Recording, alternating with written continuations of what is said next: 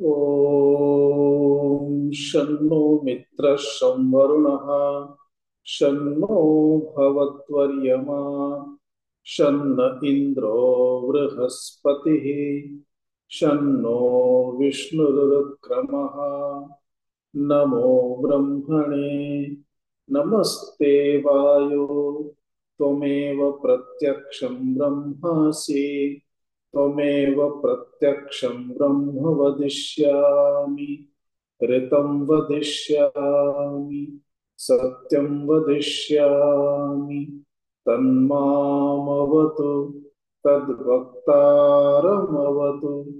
अवतु माम् अवतु वक्तारम्। ॐ शान्ति शान्ति शान्तिः।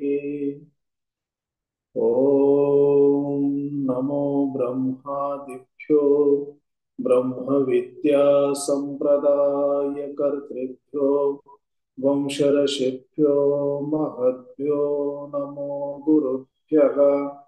सर्वोपप्लवरहितः प्रज्ञानघनः प्रत्यगर्थो ब्रह्मैवाहमस्मि ब्रह्मैवाहमस्मि। शङ्करं शङ्कराचार्यं केशवं बादरायणं सूत्रभाष्यकृतौ वन्दे भगवन्तौ पुनः पुनः। ईश्वरो गुरुरात्मेति मूर्तिभेदविभागिने व्योमवद्व्याप्तदेहाय दक्षिणामूर्तये नमः। ॐ सहनाववतु सहनौ भुनक्तु सह वीर्यङ्करवावहै तेजस्विनावधीतमस्तु मा विद्विषावहै। ॐ शान्ति शान्ति शान्ति। ॐ नमो भगवते वैवस्वताय मृत्यवे ब्रह्मविद्याचार्याय नचिकेतसे च।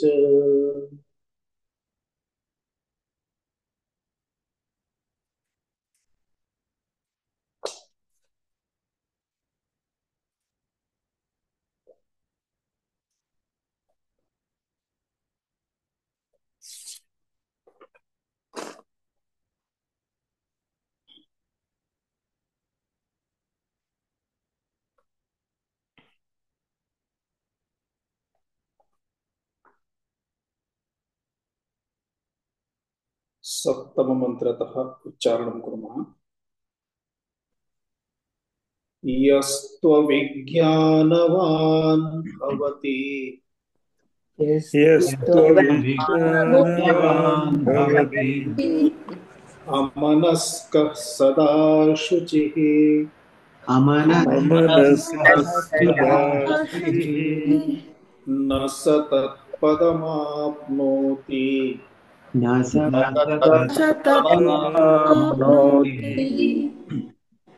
संसारं चाधिगच्छति संसारं चाधिगच्छति यस्तु विज्ञानवान् भवति यस्त्वविज्ञानवान् भवति समनस्कः सदा शुचिः समनस्कः सदा शुचिः स तु तत्पदमाप्नोति स तु तत्पदमाप्नोति यस्माद् भूयो न जायते यस्मात् भूयो न जायते विज्ञानसारथिर्यस्तु विज्ञानसारथिर्यस्तु मनः प्रग्रहवान् नरः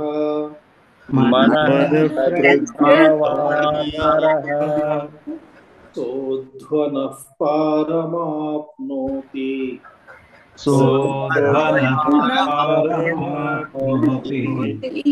तद्विष्णोः परमं पदम् तद्विष्णु परं पदम् इन्द्रियेभ्यः परा ह्यर्था इन्द्रियेभ्यः पराह्यर्था अर्थेभ्यश्च परं मनः अर्थेभ्यश्च परं मनः मनसस्तु परा बुद्धिः मनसस्तपरा बुद्धिः बुद्धेरात्मा महान् परः बुद्धिरात्मा महापरः तत्र वर्णनं यथा क्रियते तस्य हेतुः इत्युक्ते किमर्थं भगवता वर्णनं क्रियते किञ्चित् विचारं कुर्मः चेत् स्पष्टतया ज्ञायते। Recording in progress.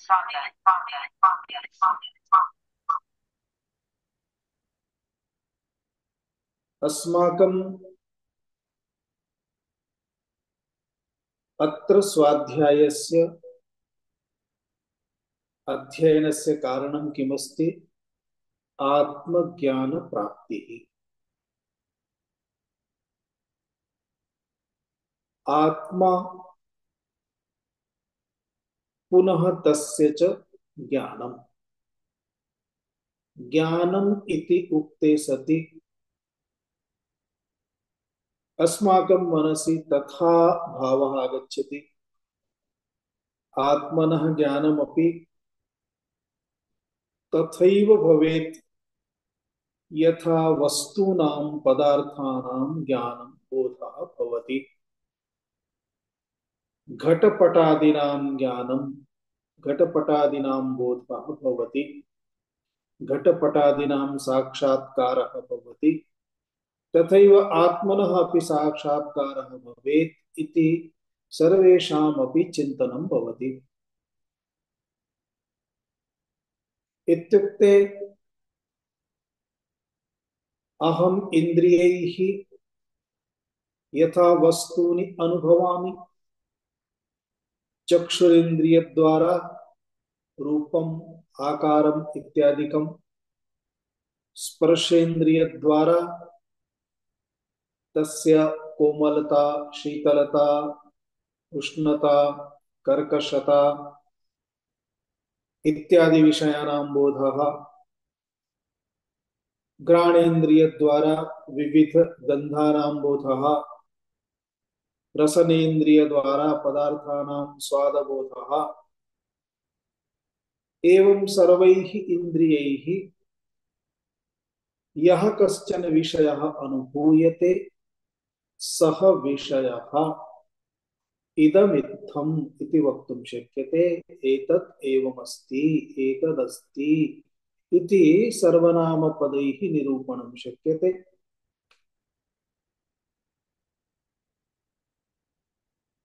एवमेव वयम् आत्मानम् अपि द्रष्टुं निरूपयितुं विचारयामः।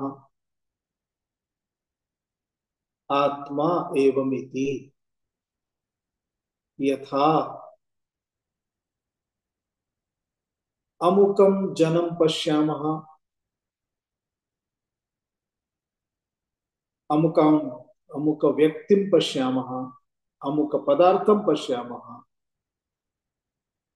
तस्य तदाकारता भवति। इत्युक्ते तस्य आकारं मनसि निश्चितं भवति, एतदेवमिति। यतो हि तस्मिन् आकारः विद्यते, तस्मिन् तादृशं रूपं विद्यते। यस्मिन् आकारः अस्ति, रूपम् अस्ति, तत्र तु एतत् सम्भवति। आत्मनि आकारः नास्ति, रूपं नास्ति, तथापि आत्मा एवमेव अनुभवेत्, अनुभवे आगच्छेत्।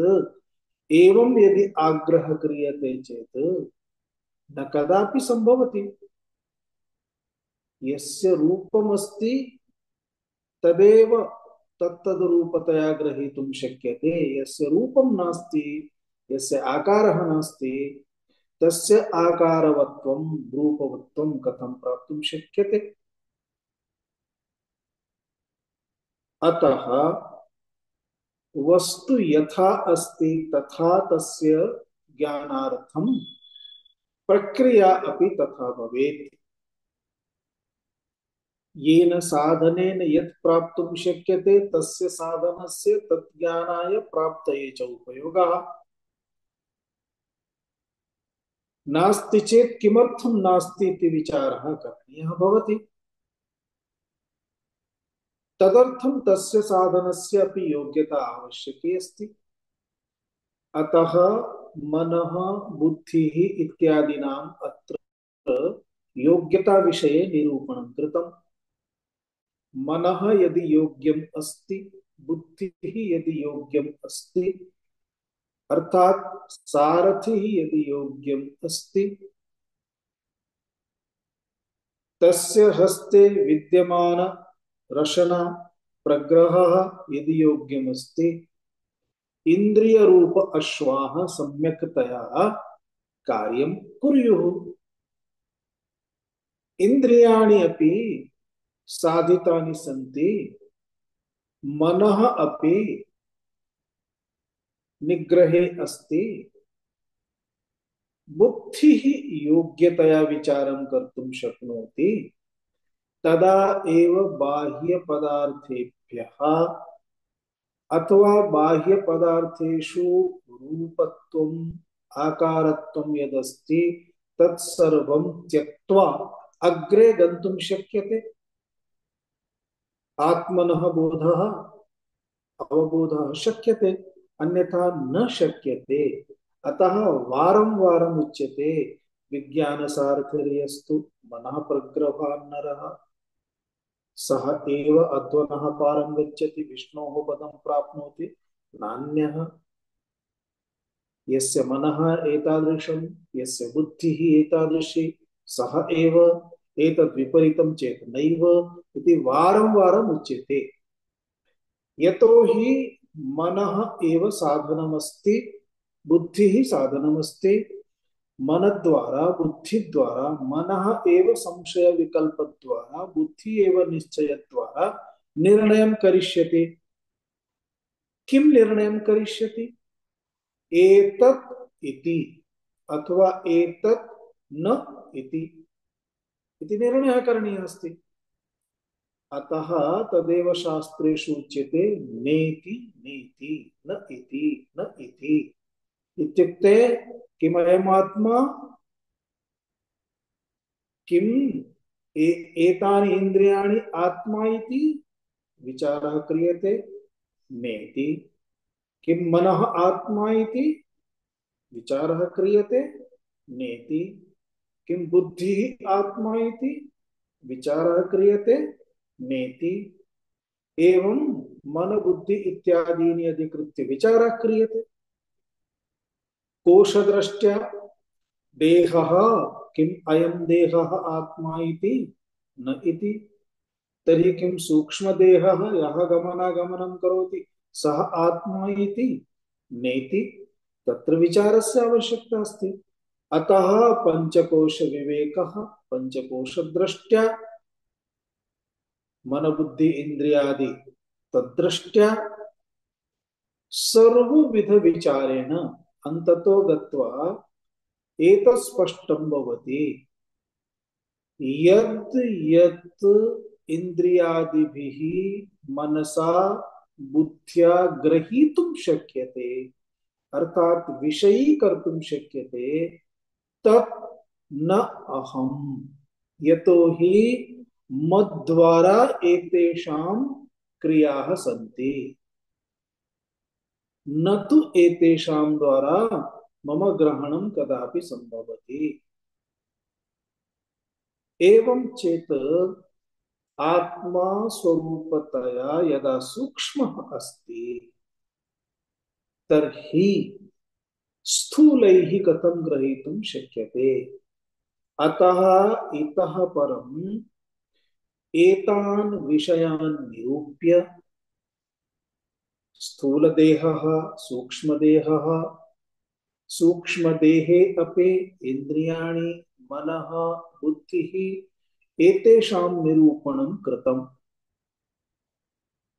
एतेन निरूपणेन परस्परं विचारः क्रियते चेत् सर्वेषां ग्रहणं भवति। कदाचित् अत्यन्तस्थूलतया यथा अयं देहः अत्यन्तस्थूलतया गृह्यते, ततः किञ्चित् सूक्ष्मतया, ततोपि किञ्चित् सूक्ष्मतया, ततोपि किञ्चित् सूक्ष्मतया, ततोपि किञ्चित् सूक्ष्मतया उत्तरोत्तरं स्थूलतः सूक्ष्मं प्रति गच्छामः तर्हि स्थूलता न्यूना भवति, सूक्ष्मता इतोपि इतोपि अग्रे अग्रे सूक्ष्मत्वं प्राप्नोति, तनु भवति। सूक्ष्मता ततः आरभ्य स्थूलता पर्यन्तं, स्थूलता अस्ति, स्थौल्यं यावत् गच्छामः चेत् मन्दम् एक अनन्तरम् एकं किञ्चित् स्थूलं भवति। एवं चेत् बाह्य पदार्थानां स्थूलता तु अस्माभिः अवबुध्यते। यथा एतद् गृहम् एतस्य अपेक्षया द्वितीयं गृहं विशालम् अवबुध्यते। अमुकवृक्षः अथवा अमुकः जनः स्थूलः अस्ति, परन्तु ततोपि अधिकः स्थूलः अपरः जनः अस्ति, शक्यते। परन्तु सूक्ष्म वस्तूनां विषये न तथा सहजतया अवगन्तुं शक्यते। मनसः स्थूलता बुद्धेः स्थूलता अथवा मनसः सूक्ष्मता बुद्धेः सूक्ष्मता कथम् अवगन्तव्यम्? पदार्थदृष्ट्या पश्यामः चेत् द्वयमपि भौतिकमेव अस्ति। मनसः अपि, मनः इत्युक्ते अंतःकरणस्य वृत्तिः, बुद्धिः इत्युक्ते अंतःकरणस्य वृत्तिः। द्वयोः मूलं तु अंतःकरणमेव अस्ति। अंतःकरणं सत्त्वगुणकार्यमस्ति सर्वभूतानाम्, अतः अंतःकरणमपि भौतिकम्। एवं पश्यामः चेत्, पदार्थदृष्ट्या पश्यामः विचारयामः चेत् द्वयोः मध्ये किमपि अन्तरं नास्ति।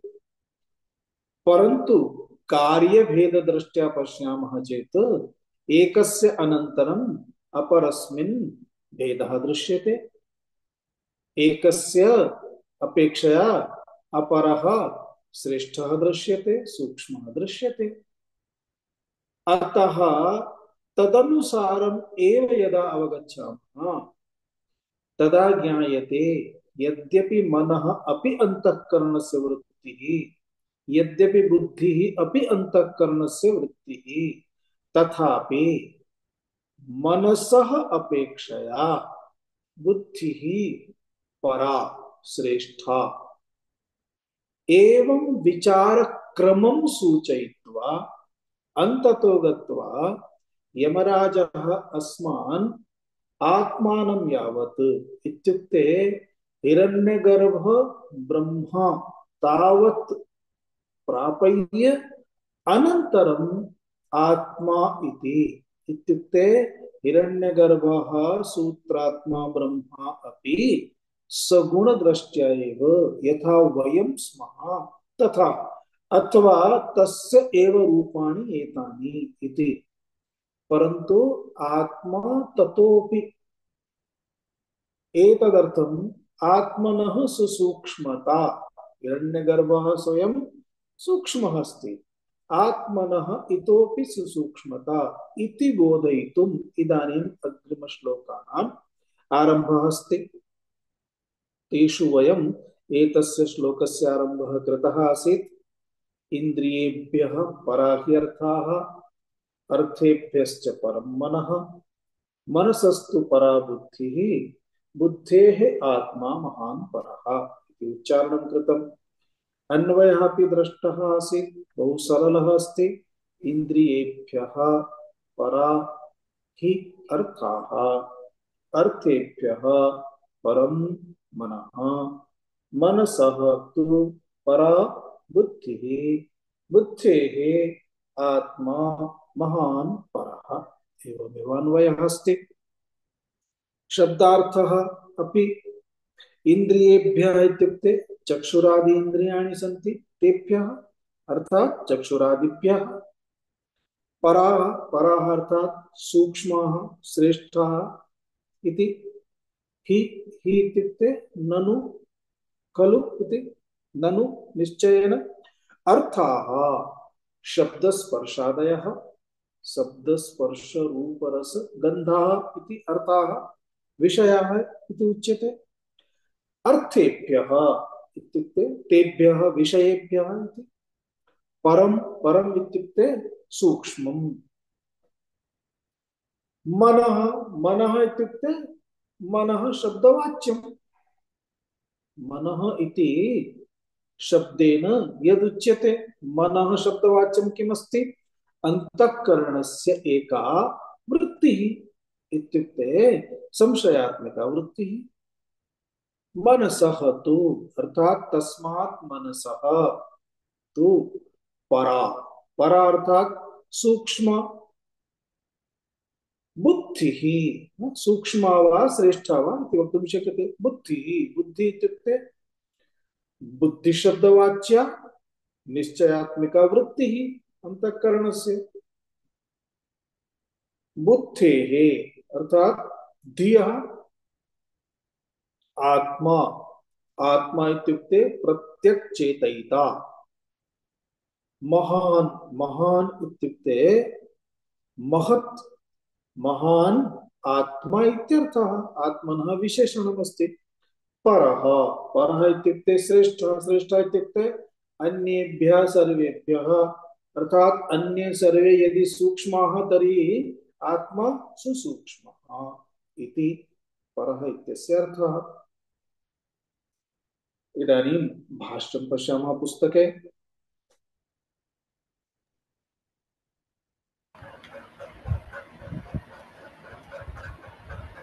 अधुना यत् पदं गन्तव्यम्, अधुना यत् पदं गन्तव्यं तस्य इन्द्रियाणि स्थूलानि आरभ्य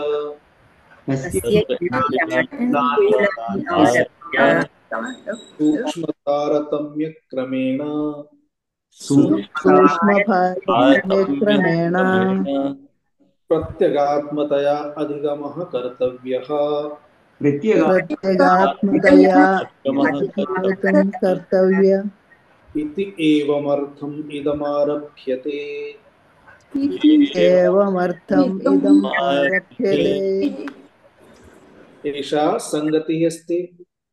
मंत्रात् पूर्वं गत वर्गे अस्माभिः दृष्टा आसीत्, तथापि स्मरणाय अधुना, अधुना इत्युक्ते विज्ञानसारथिर्यस्तु मनः प्रग्रहवान् नरः सोऽध्वनः पारमाप्नोति तद्विष्णोः परमं पदम् इति यत् सूचितम्।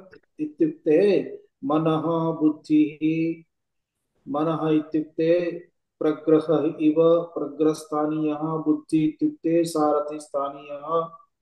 यथा रथः रथे उपविष्टः रथः इति देहः, तस्मिन् देहे बुद्धिः, तथैव देहस्थानीयः अथवा रथस्थानीयः देहः इति।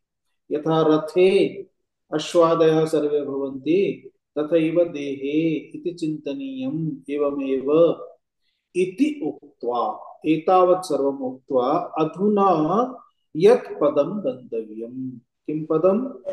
तद्विष्णोः परमं पदम्, अर्थात् आत्मस्वरूपमेव परमं पदमस्ति। अन्यथा वैकुण्ठम् इति। वैकुण्ठम् इत्युक्ते लोकः। लोकः, लोकप्राप्तिः अपि, लोकः अपि इत्युक्ते तत्रापि तावत्कालं विष्णुलोकस्य विषयभोगः करणीयः, भक्तिरसपानं करणीयमस्ति। अतः ततोपि अग्रे यत् विष्णोः स्वरूपं निर्गुण निराकार रूपम परमात्मनः तत्प्राप्तिः इत्युक्ते तदेव परमं पदमिति तात्पर्यम्। अतः तत् यत् पदं गन्तव्यं परमं पदं प्राप्तव्यं तस्य तस्य इत्युक्ते तस्य पदस्य प्राप्तिः कथं भवेत्, अधिगमः कथं भवेत्, तदर्थं मध्ये साधन रूपेण इंद्रियादीनि सन्ति, मनः इत्यादिकमस्ति। अतः तस्य इंद्रियाणि स्थूलानि आरभ्य, इंद्रियाणि स्थूलानि केषाम् अपेक्षया, मनः बुद्धिः इत्यनयोः अपेक्षया। अतः इंद्रियाणि स्थूलानि इंद्रियाणि आरभ्य सूक्ष्म तारतम्य क्रमेण कथं क्रमशः एकैकस्य सूक्ष्मता अस्ति इति तत्तारतम्य क्रमेण प्रत्यगात्मतया, अर्थात सर्वेषामपि आत्मा इत्युक्ते स्थूल देहस्य आत्मा, पुनः सूक्ष्म देहः, सूक्ष्म देहे इंद्रियाणि, पुनः इंद्रियाणाम् अपि कार्यार्थं प्रत्यक्तया मनः, मनसः अपि प्रत्यगात्मतया बुद्धिः, बुद्धेः अपि प्रत्यगात्मा इति एतावत् पर्यन्तम् अधिगन्तव्यमस्ति, अधिगमः कर्तव्यः अस्ति। एतदर्थम् इदमेवमर्थम् इदमारभ्य एतदर्थमित्येवमर्थम् इदमारभ्यते, अर्थात् अयम् अग्रिम मन्त्रः प्रस्तूयते इत्यर्थः।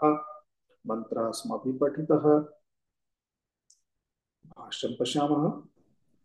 स्थूलानि तावदिन्द्रियाणि तानि स्थूलानि तावदिन्द्रियाणि तानि यैः अर्थैः यैः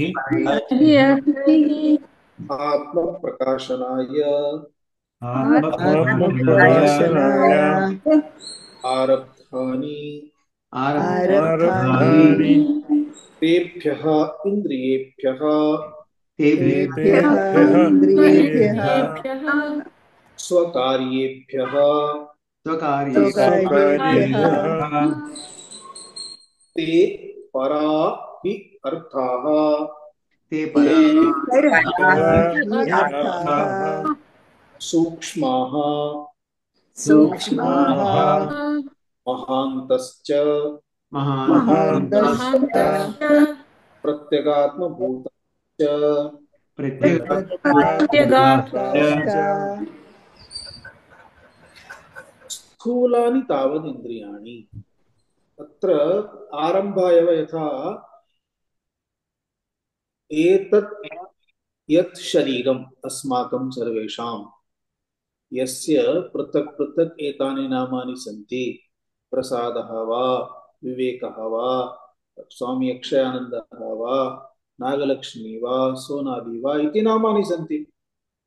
एतत् सर्वं यत् अस्माकम् इदानीं प्रत्यक्षम् अस्ति, प्रत्यक्षम् अर्थात् इन्द्रियगम्यम्, अक्षमिति इन्द्रियाणि प्रत्यक्षम् अस्ति, तत्तु स्थूलम् अस्ति, तद्विषये सन्देहः नास्ति। संशयः कुतः आरभ्य भवति?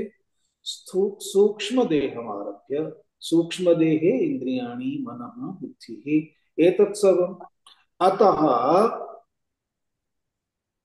ततः इत्युक्ते इन्द्रियाणि, इन्द्रियेभ्यः पूर्वम् अस्माकं स्पष्टमस्ति, इन्द्रियादारभ्य इन्द्रियाणि तावत् स्थूलानि इति आचार्यः वदति। पश्यतु, इन्द्रियाणि इति किमुच्यते? एतानि स्थूलानि इति उच्यते। कथम्?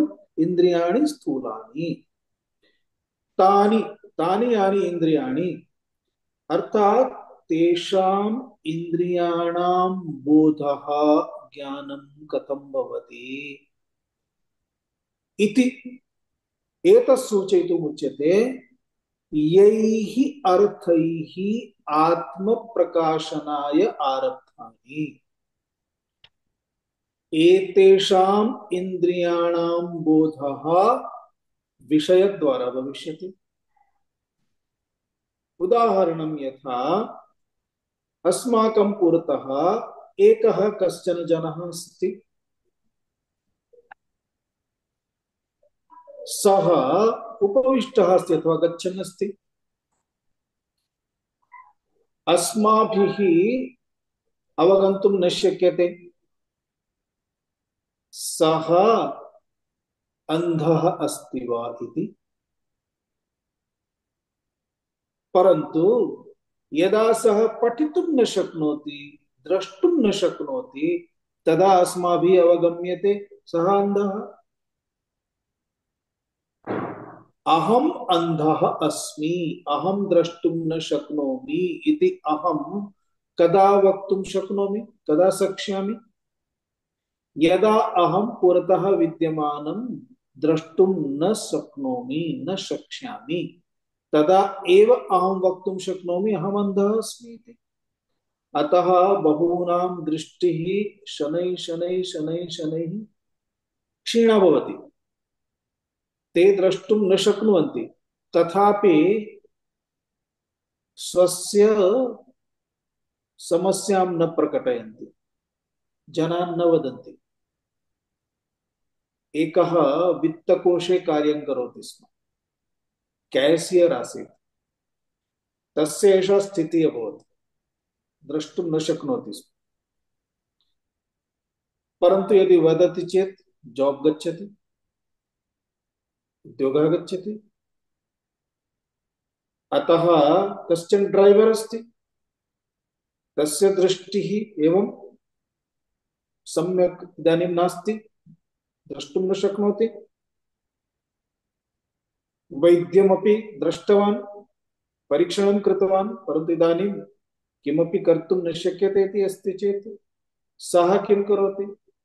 एवं कृत्वापि यावत् कालं शक्यते चालयति, न वदति। वदति चेत् उद्योगः गच्छति। तात्पर्यं किमस्ति कथनस्य? वयं सर्वेपि एवं बाह्य आकारं दृष्ट्वा अवगन्तुं न शक्नुमः। अयं बुद्धिमान् अस्ति, सम्यक् सूक्ष्मं द्रष्टुं शक्नोति, अथवा अंधः अस्ति, एतस्य कृते विषयः आवश्यकः। अतः इन्द्रियाणां प्रकाशनम् इत्युक्ते इन्द्रियाणां बोधः विषयद्वारा भवति। तस्मादेव उपनेत्रं कारयितुं गच्छामः चेत् अस्माकम् इन्द्रियम् अधिकृत्य एव सः परीक्षणं करोति। यदा परीक्षणं करोति तदा अस्माकं नेत्रस्य पुरतः विषयं स्थापयति। पठतु, पठितुं शक्नोति, ABCD सर्वं दर्शयति। विषयद्वारा एव इन्द्रियाणां प्रकाशनम् इति। अतः एतमर्थम् अत्र एतदर्थं किमुक्तं? यैः अर्थैः, अर्थात् विषयैः, अर्थात् शब्द स्पर्श रूप रस गन्धैः आत्म प्रकाशनाय इत्युक्ते स्वात्म प्रकाशनाय इत्युक्ते इन्द्रिय प्रकाशनाय।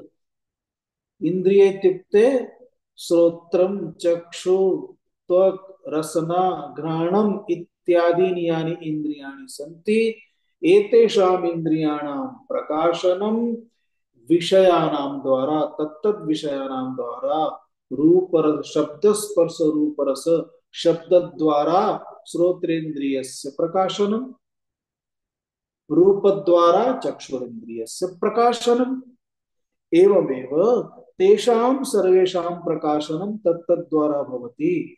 अतः एतानि इन्द्रियाणि यानि तानि स्थूलानि इति अवगन्तव्यम्। एतेषाम् इन्द्रियाणां प्रकाशनाय आरब्धाः ये विषयाः सन्ति, तेषां विषयाणां द्वारा एव इन्द्रियबोधः भवति। अतः अत्र कार्यकारणसम्बन्धद्वारा पश्यामः चेत् विषयज्ञानार्थम् इत्युक्ते विषयस्य बोधः, विषयः अस्ति चेत् एव तद् विषयद्वारा एव इन्द्रियादीनां सामर्थ्यम् अवगम्यते, अतः अत्र मुख्यं किं भविष्यति? विषयः। यद् मुख्यं तदेव तदपेक्षया परः, विषयाः पराः इति। अतः तेभ्यः इन्द्रियेभ्यः स्वकार्येभ्यः, स्वकार्येभ्यः इत्युक्ते विषयाणां कार्यमस्ति इन्द्रियाणि। अथवा भूतभौतिकदृष्ट्या विचारं कुर्मः चेत् पञ्च तन्मात्राः सन्ति, तन्मात्राणामेव सर्वे विषयाः सन्ति। इत्युक्ते जगति विद्यमानं यत्किमपि अस्ति तत्सर्वं पञ्चभूतानामेव कार्यमस्ति।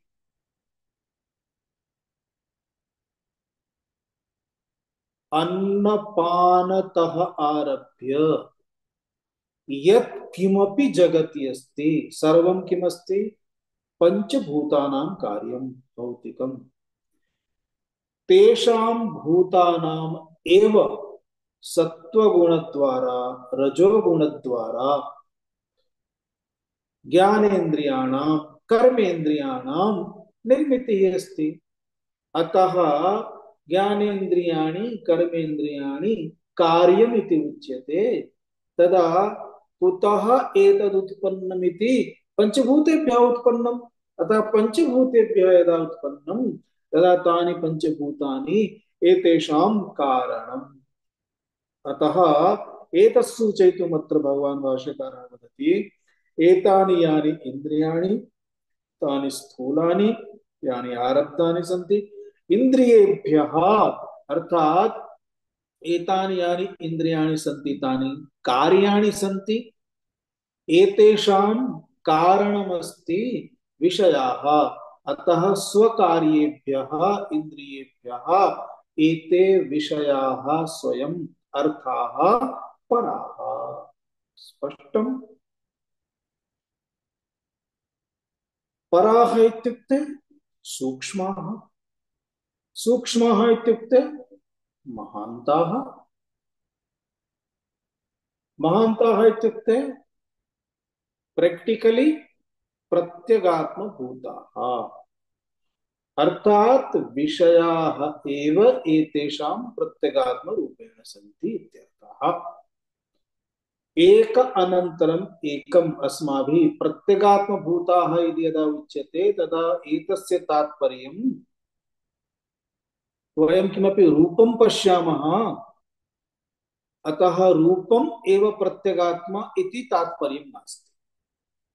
अत्र प्रत्यगात्मा इति कथनस्य अर्थः भवति, इन्द्रियाणि यानि सन्ति तेषाम् इन्द्रियाणां कृते अग्रिमविषयः आगच्छति मनः। यदि मनः अस्ति तदा एव तैः इन्द्रियैः विषयग्रहणं भविष्यति। यदि मनः नास्ति तर्हि तैः इन्द्रियैः विषयग्रहणं न भविष्यति। अतः अस्माकं पुरतः विद्यमानं वस्तु अपि कदाचित् नानुभूयते, यतोहि मनः तस्मिन् विषये न भवति। यदि विषये विषयग्रहणे तत्र मनः न भवति चेत् विषयग्रहणम् अपि न भवति। अतः इदानीं प्रत्यगात्मभूताः इति कथनं यदस्ति एतस्य सम्बन्धः मनसा सह भविष्यति।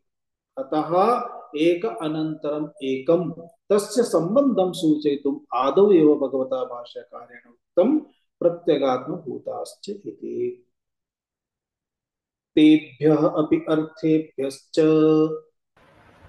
तेभ्यः अपि अर्थेभ्यश्च परं सूक्ष्मतरं परं सूक्ष्मतरं महत् प्रत्यगात्मभूतं च मनः।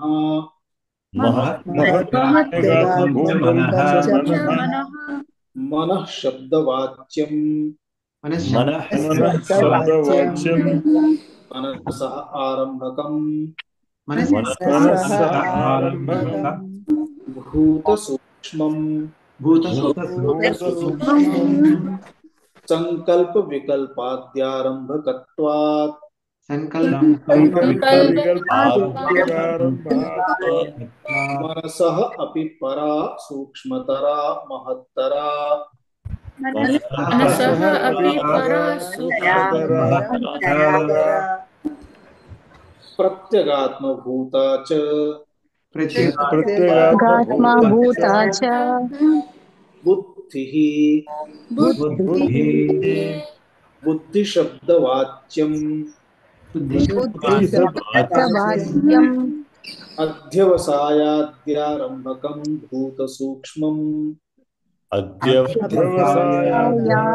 आरम्भकं सूक्ष्मम् बुद्धेः आत्मा सर्वप्राणिबुद्धीनां प्रत्यगात्मभूतत्वात् आत्मा सर्वप्राणिबुद्धिनां प्रत्यगात्मभूतत्वात् महान् सर्वमहत्वात् अव्यक्तात् यत् प्रथमं जातं महान् सर्वमहत्वात्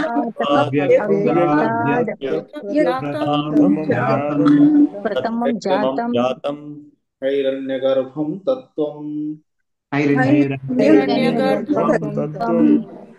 बोधात्मकं बोधात्मकं महानात्मा महानात्मा बुद्धेः परः इति उच्यते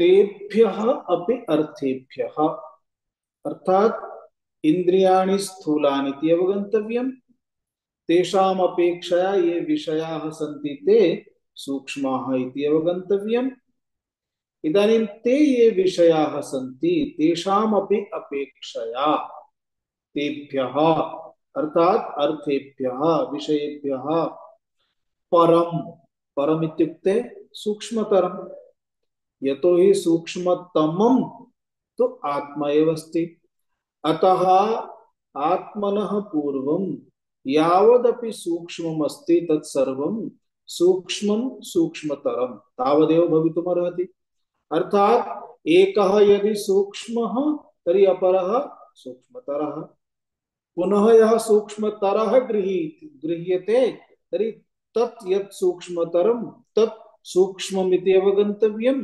तदपेक्षया परं सूक्ष्मतरमिति यतो हि एकवारं सूक्ष्मतमम् इति उच्यते चेत् पुनः अग्रे सृष्टिः तत्रैव समाप्ता भविष्यति ततोपि अग्रे नास्ति एव वक्तुं न शक्यते अतः किम् अवगन्तव्यं सूक्ष्मतरम् इति अवगन्तव्यम् सूक्ष्मतरं किं तद् मनः कस्य अपेक्षया विषयाणाम् अपेक्षया यदि विषयं मध्ये न गृह्णीमः तर्हि इन्द्रियाणाम् अपेक्षया मध्ये विषयः गृह्यते अतः यदि विषयं न गृह्णीमः सदा सर्वदा विषय कथनस्य उच्चारणस्य आवश्यकता नास्ति तदा साक्षात् इन्द्रियाणाम् अपेक्षया मनः सूक्ष्मम् इति अतः सूक्ष्मतरम् इति सूक्ष्मतरम् इत्युक्ते महत् प्रत्यगात्मभूतं च मनः एतद्यद् मनः अस्ति तत् तेषाम् अपेक्षया सूक्ष्मतरम् अर्थात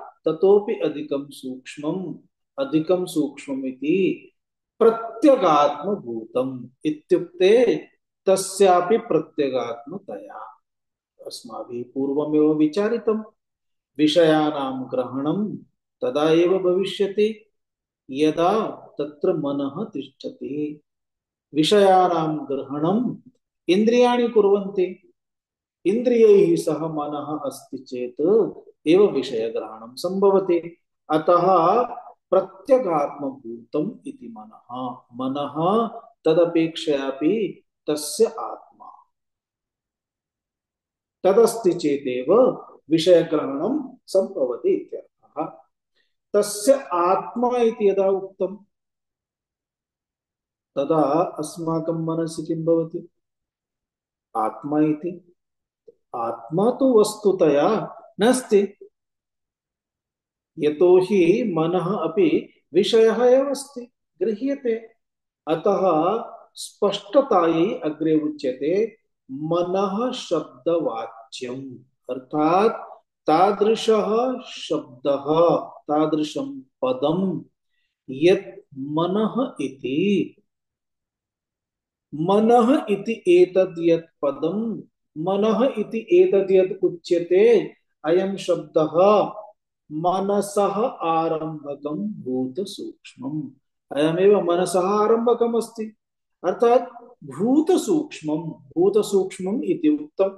भूत सूक्ष्मम् इत्युक्ते पंचभूतानि यानि सन्ति तेषु पंचभूतेषु स्थूल सृष्टिः अपि पंचभूतानि उच्यते, सूक्ष्म सृष्टिः अति सूक्ष्ममपि तदपि पंचभूतानि।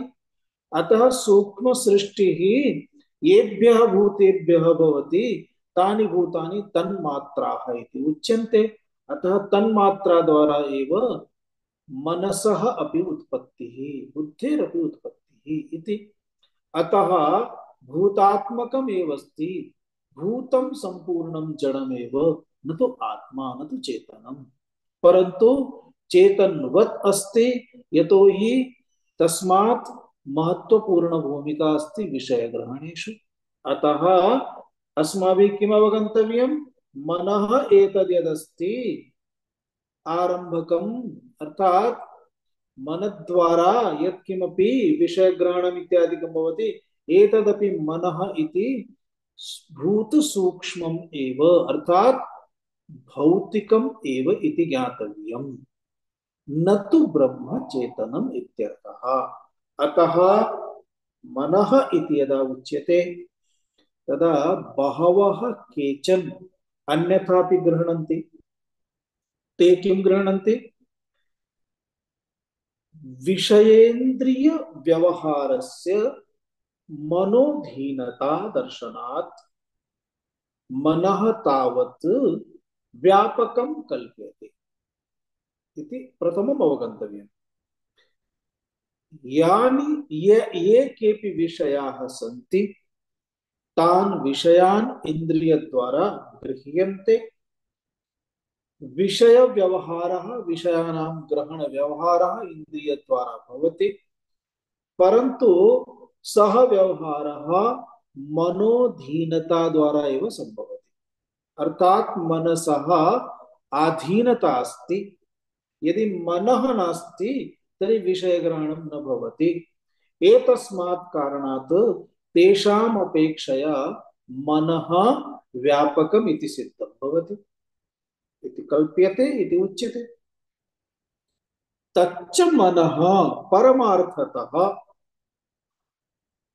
एव आत्मभूतम् इति केचन मन्यन्ते। केषाञ्चन एवं विचारः भवति, ते किं वदन्ति, मनः एव आत्मा अस्ति इति। मनः इति आत्मा केषाञ्चित् यत् कथनम् अस्ति तत् केषाञ्चित् भ्रमः एव अस्ति। अतः भ्रम निवारणाय अत्र किम् उक्तं, मनः शब्दवाच्यं भूत सूक्ष्मम् इति उक्तम्। अतः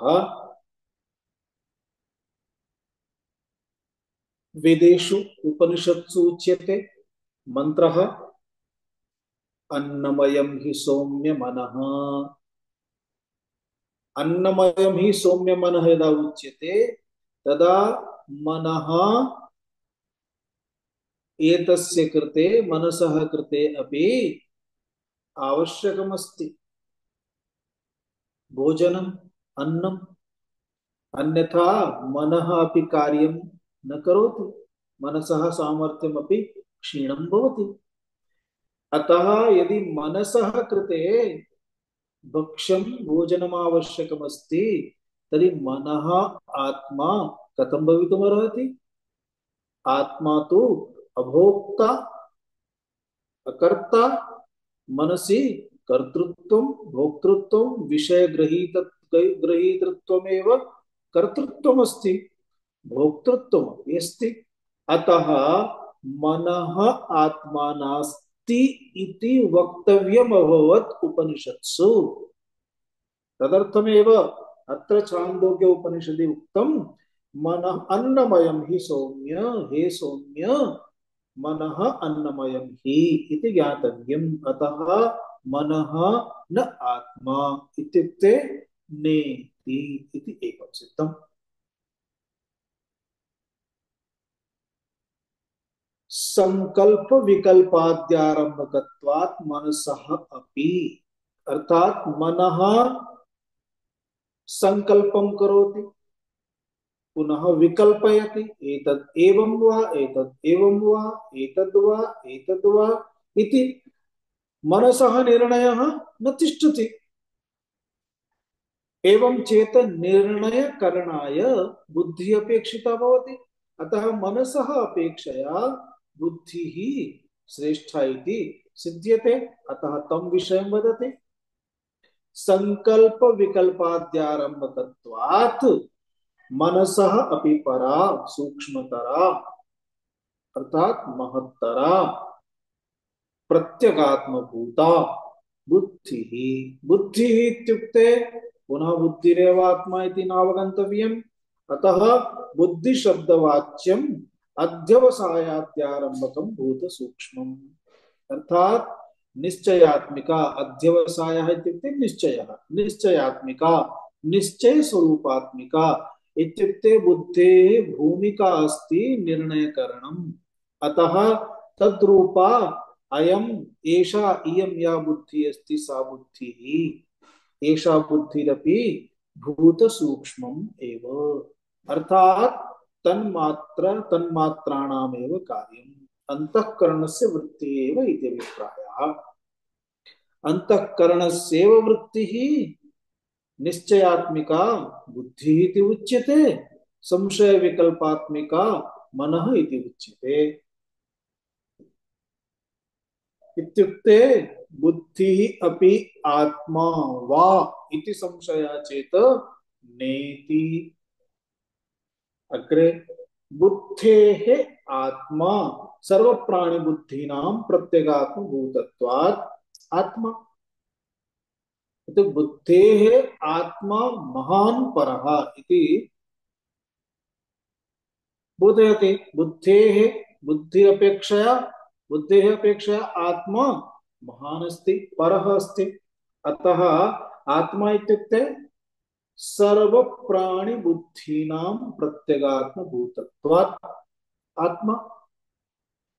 ये केऽपि प्राणिनः सन्ति, अहं भवान् भवति जगति, सर्वेषाम् एकैकं वैयक्तिकं व्यष्टिरूपं स्वीकुर्मः चेत् मम बुद्धिः, भवतः बुद्धिः, भवत्याः बुद्धिः इति भवति खलु। इदानीं सर्वेषाम् एषा या बुद्धिः अस्ति सा बुद्धिः इति सर्वप्राणि बुद्धिः।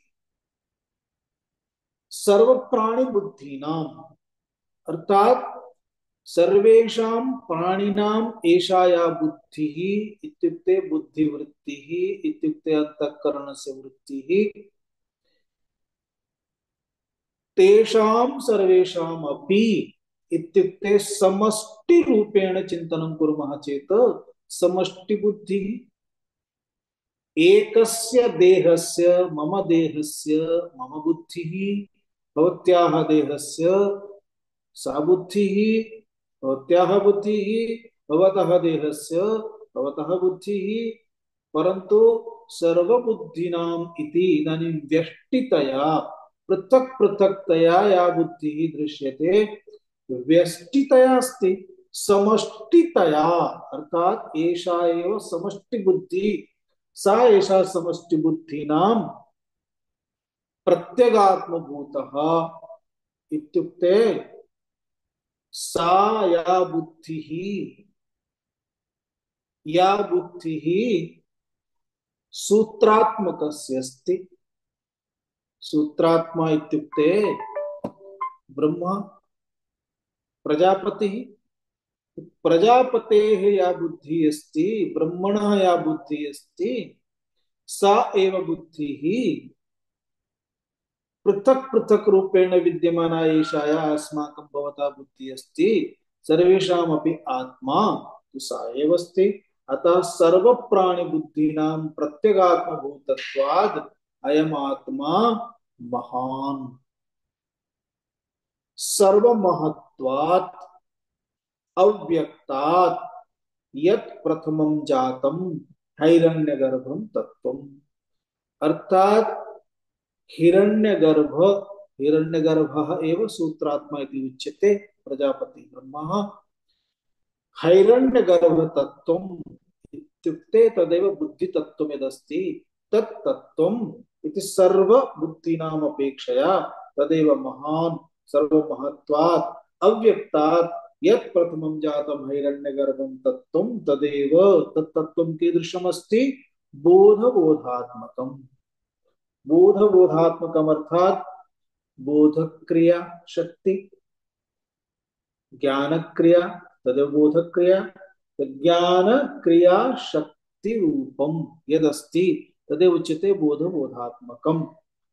अयं हि आत्मा बुद्धेः परः उच्यते। बुद्धेः अपि परः अयमात्मा उच्यते।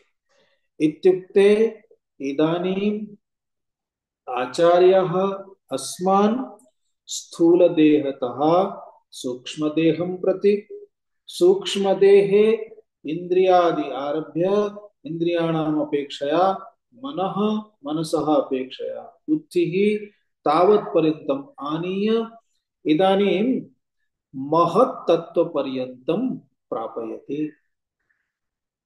महत्तत्त्वं क्रमशः अर्थात महत्तत्व अनन्तरं, महत्तत्व एव माया प्रकृतिः बुद्धिः, इदानीं महत्तत्व अनन्तरमेव आत्मा।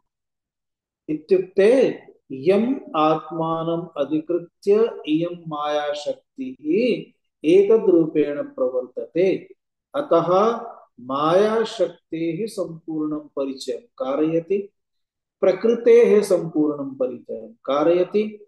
अतः सूत्रात्मा प्रकृति इति महत्तत्वपर्यन्तम् एतत् सूचितम्। इदानीं महत्तत्व अपेक्षया ततोपि सूक्ष्मः आत्मा इति उपक्रमम् अग्रे दर्शयिष्यति आचार्यः। ॐ पूर्णमदः पूर्णमिदं पूर्णात् पूर्णमुदच्यते पूर्णस्य पूर्णमादाय पूर्णमेवावशिष्यते।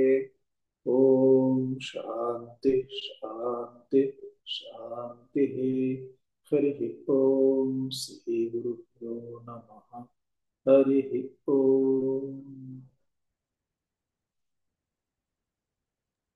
धन्यवाद स्वामी जी। धन्यवाद स्वामी जी। धन्यवाद स्वामी जी। धन्यवाद स्वामी जी। धन्यवाद स्वामी जी। धन्यवाद धन्यवाद स्वामी जी। धन्यवाद स्वामी स्वामी जी। ओम शुभदिनं। नमस्कारः। नमस्कारः। नमस्कारः। स्वामिनः महत्तत्वमेव तत्र समष्टि इति वा नो चेत् माया इति वा? समष्टिबुद्धिः समष्टिबुद्धिः एव महत्तत्वम्। अग्रिमपर्यायितोपि स्पष्टं कुर्मः। तर्हि किञ्चित् साङ्ख्यशास्त्रस्य अंशाः ग्रहीतव्याः भविष्यन्ति। अस्तु।